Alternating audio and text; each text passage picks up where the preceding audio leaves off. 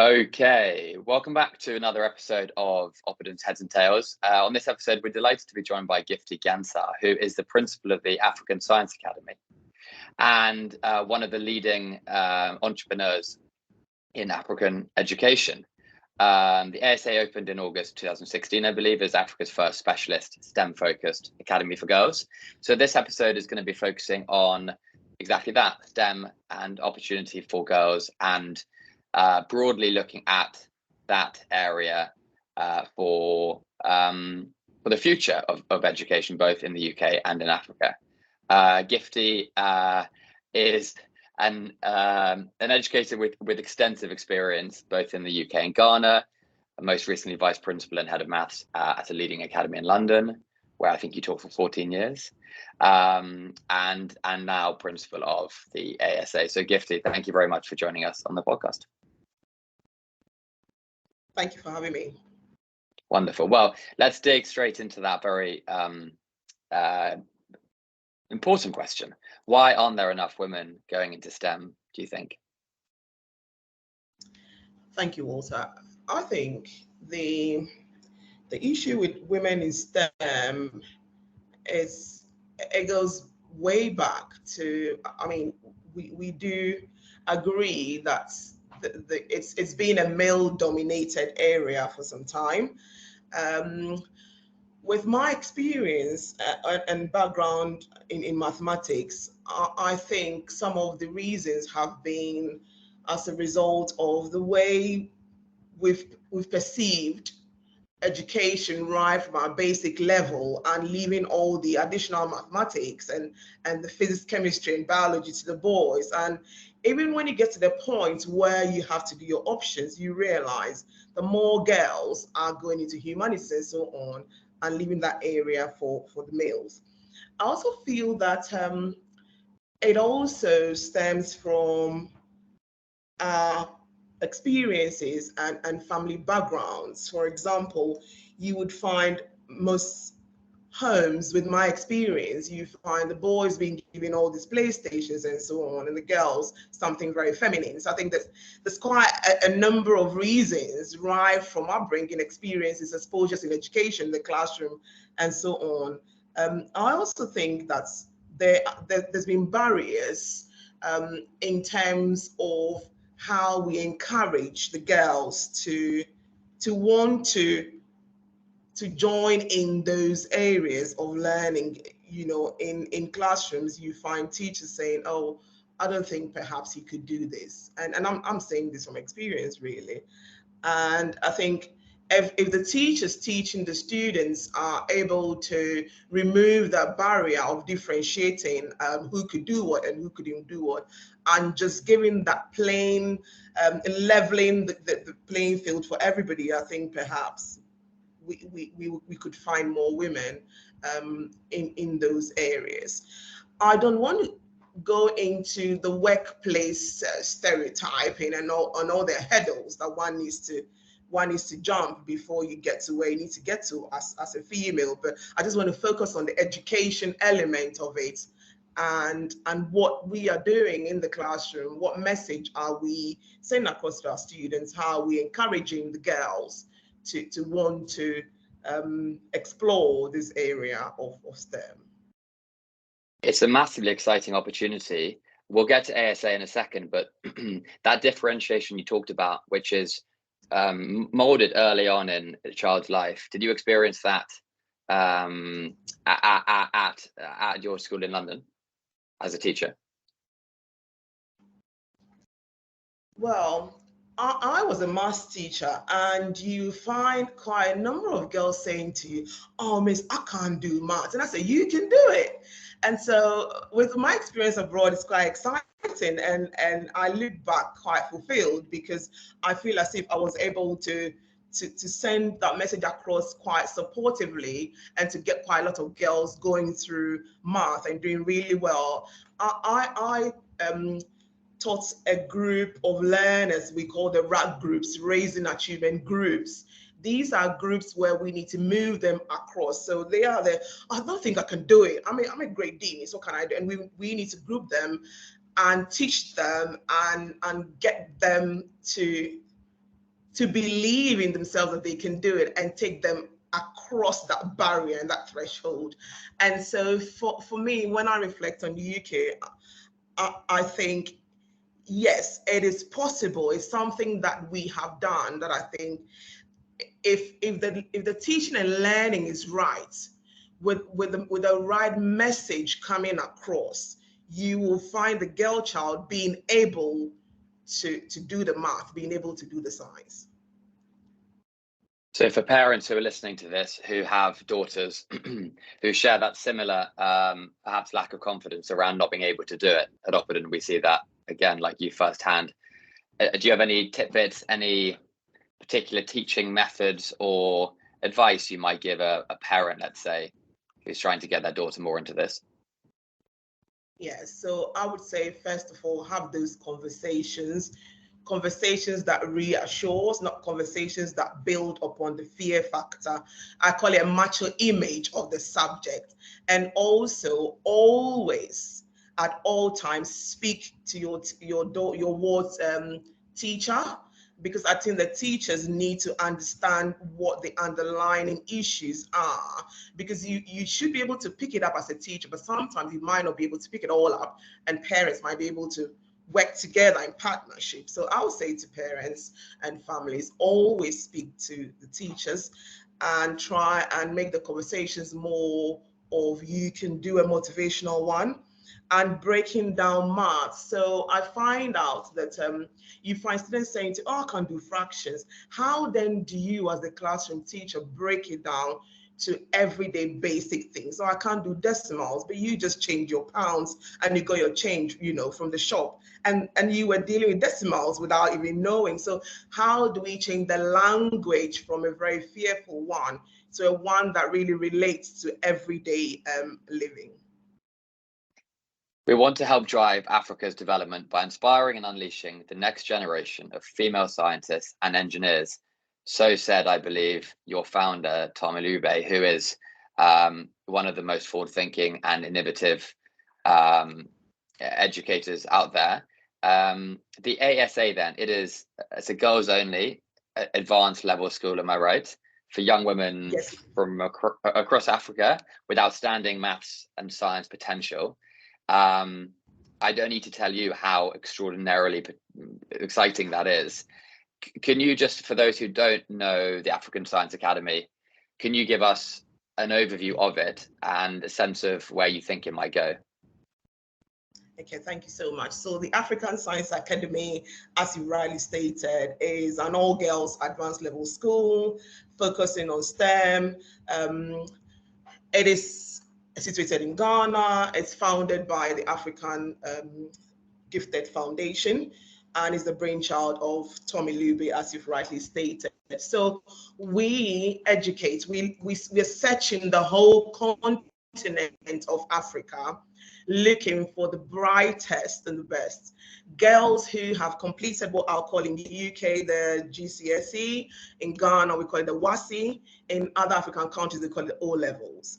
And so they have gone through these courses, did really well. So our minimum for you to be considered is a grade B in maths, physics, and English. So all these components, but you really need to make sure you've done also elective math. And elective equivalent will be in A level that you got an A star in your higher tier mathematics.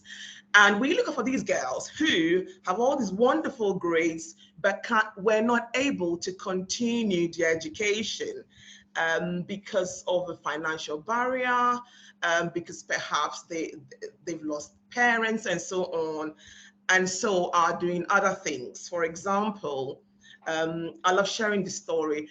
We found a girl through one of our volunteer networks who was selling with the mother at the market just around the corner from the school here in Ghana. She's been selling for 2 years, just waiting to raise money to continue education. She heard about African Science Academy and decided to apply. She joined the 2022 cohort, and she is currently reading mechanical engineering at Ashesi University in Ghana.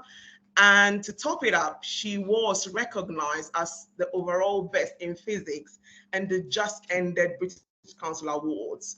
So these are the stories that really motivate us. So we look out for those girls, we bring them in, and we just more like giving them the opportunity to realize their dreams. And they join us, they go through the Cambridge International A-level curriculum in math, physics, and further math, with other elements of computer science and robotics, which are extras.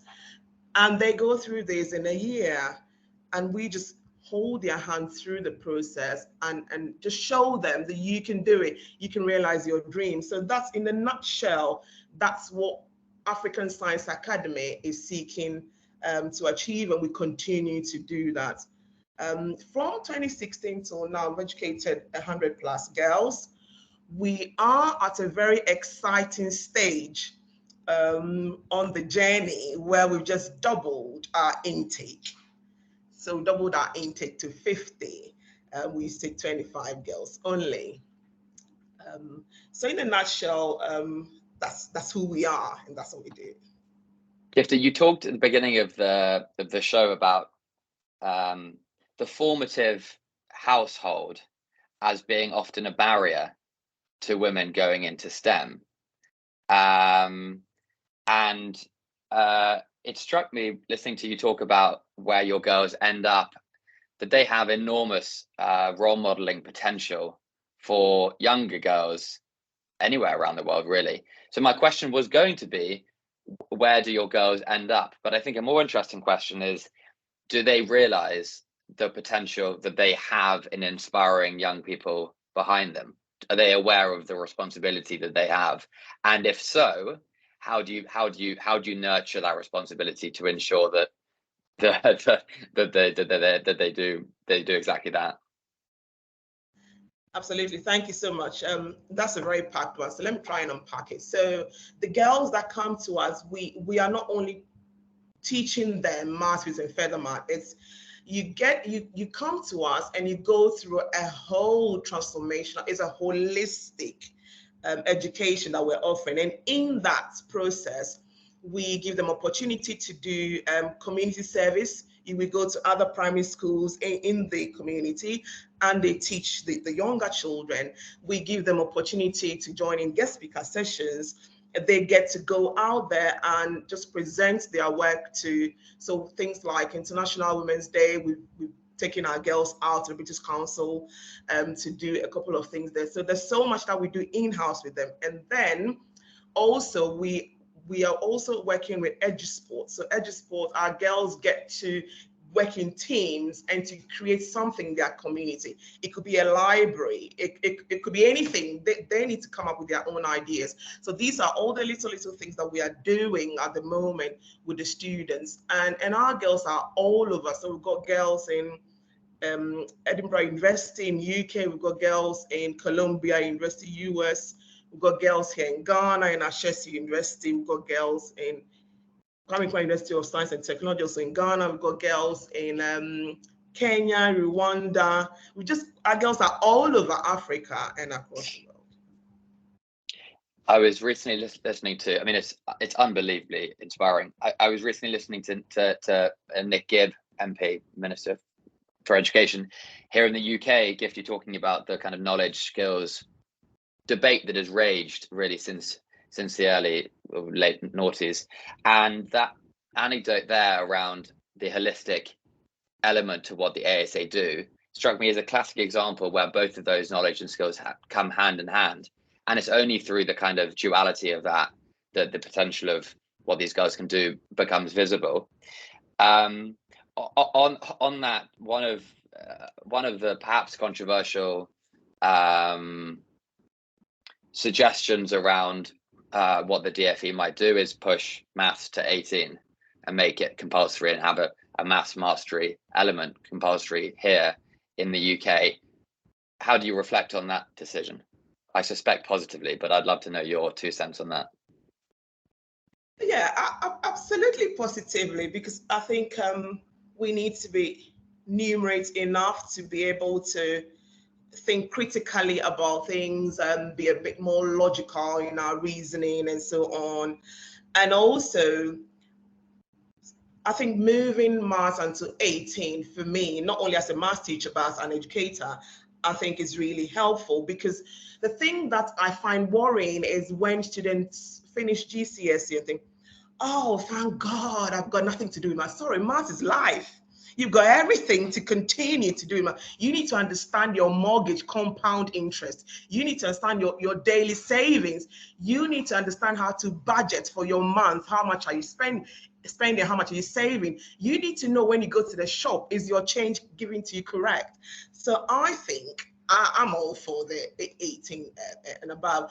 But even I always want to go back to the foundations and say, let's do right with all our students right from primary. So we're not kind of catching up, correcting things for people by 17, 18. But I'm all for that. I think we really need a very numerate and literate society to move things forward. Wonderful. You talked earlier about maths being a macho subject. I think a subject for life is a lovely way to finish this. For those of you who don't know Gifty, do check her out and her work more. For those who don't know Tom Ilube, he is again another inspiration, and the African Gifted Foundation is doing incredible things. Gifty, we could talk for hours. I have goosebumps. I think the future of what you're doing is incredible. A final word then from you. What does the next 5 to 10 years look like in your own career and your life and what you're doing? Thank you very much. So for us here, the next 3 to 5 years are a very exciting one. We're looking to putting together a very massive expansion so we could take in more girls. At the moment, I could only take 50. We're looking to move into our new campus where we could do 100 students and also be able to offer other elements, perhaps coaching, mentoring, so many other elements. And for me, this is my second year in headship, and I look forward to being part of this wonderful journey and story where we continue to see the impact and of what we're doing, and girls coming through us going out very fulfilled in realizing that everything is possible for them. Wonderful. Well, for those teachers out there listening, either those who teach maths, looking for maths teachers, or interested in STEM for girls, I think Gifty is the gospel on those subjects. Gifty, thank you very much for joining me and for joining the podcast, and very best of luck in all the work that you do. Thank you very much. Okay, we'll stop there. Gifty, thank you. So eloquent and exciting, and sorry we couldn't get through all of it, but yeah, I'm just so inspired. I really am. Thank you. All right. Have a lovely day. Thank you. All right. Bye. Bye. Bye.